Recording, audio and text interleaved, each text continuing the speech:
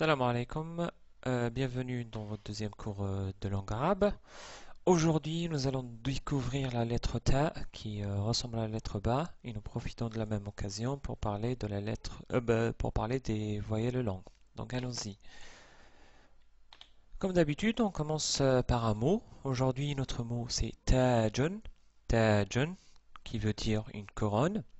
Donc vous remarquez bien que le premier son que vous entendez c'est Ta. Et c'est ici représenté en rouge.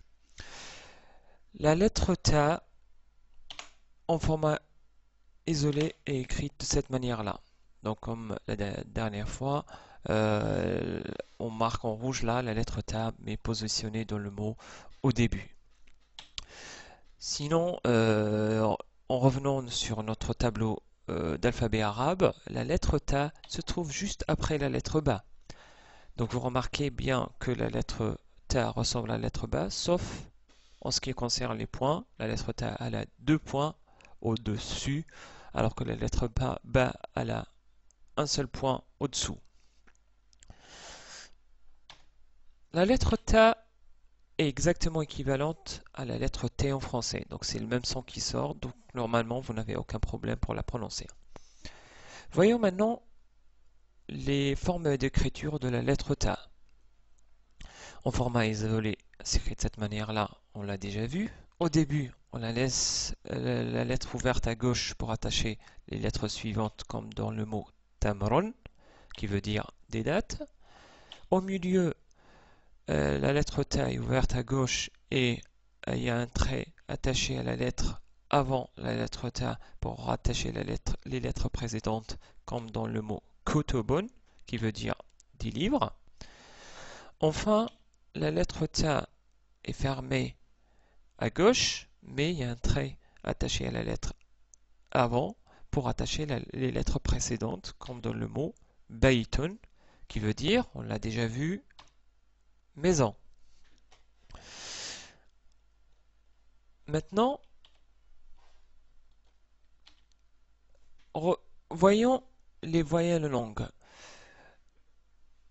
J'ai prononcé tout à l'heure tajun et non pas tajun. En fait, ici on parle de voyelles longues. Donc, vous vous rappelez bien que la petite barre là, c'est la fatha.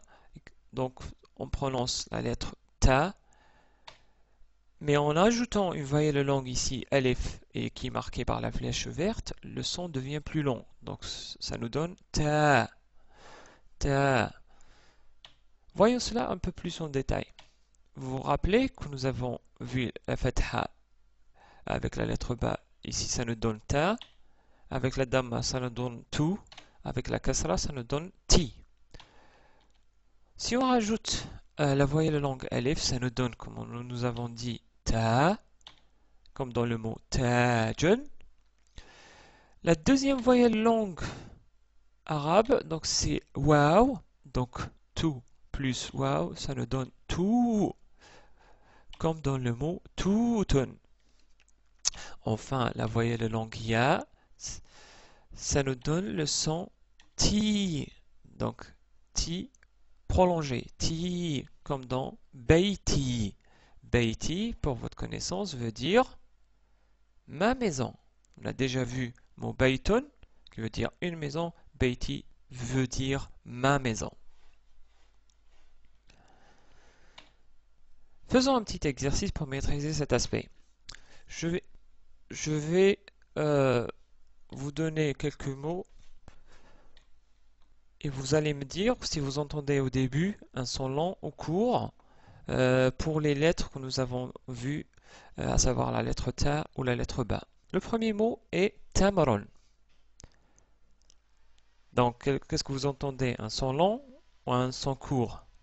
Bien sûr, c'est un son court, Tamron. Ici, c'est la Fatha. Deuxième mot, Tajun. C'est facile, c'est une voyelle longue. Troisième mot, Babun. Babun. Ici, on a une voyelle longue avec la lettre Ba. Quatrième mot, Tufahun. Tuffahun, qui veut dire des pommes. Ici, on a une voyelle courte, dhamma. Cinquième mot, tinun. Tinun, qui veut dire des figues. Et ici, on a une voyelle longue, ti, avec donc la voyelle longue ya attachée à la lettre ta. Remarquez que ya ici, elle est écrite dans sa forme au milieu.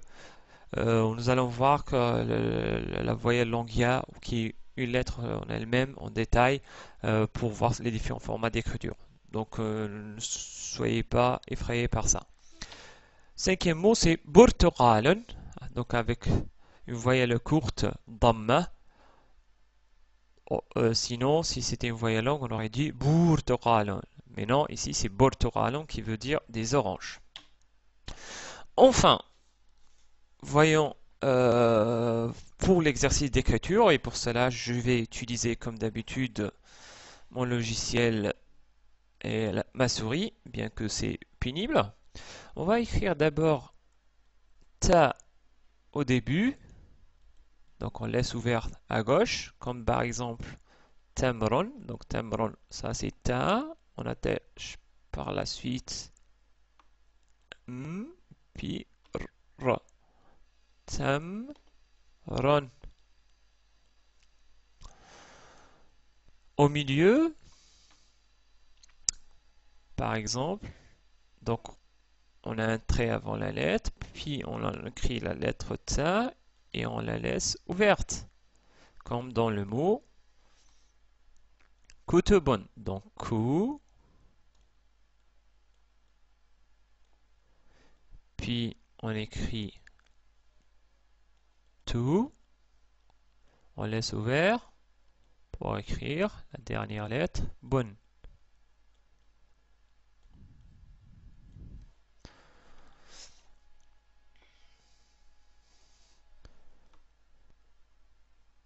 Et ta à la fin,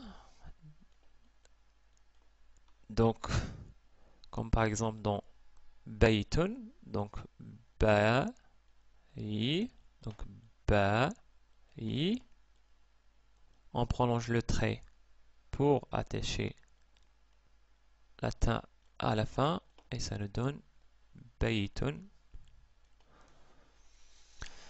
En ce qui concerne les voyelles longues, donc ta, ça s'écrit de cette manière, ta, comme dans tajun.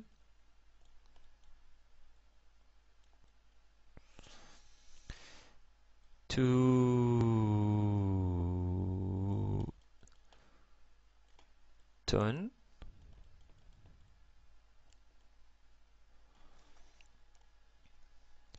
Enfin, on va écrire baiti. Donc, bay, bay, ti.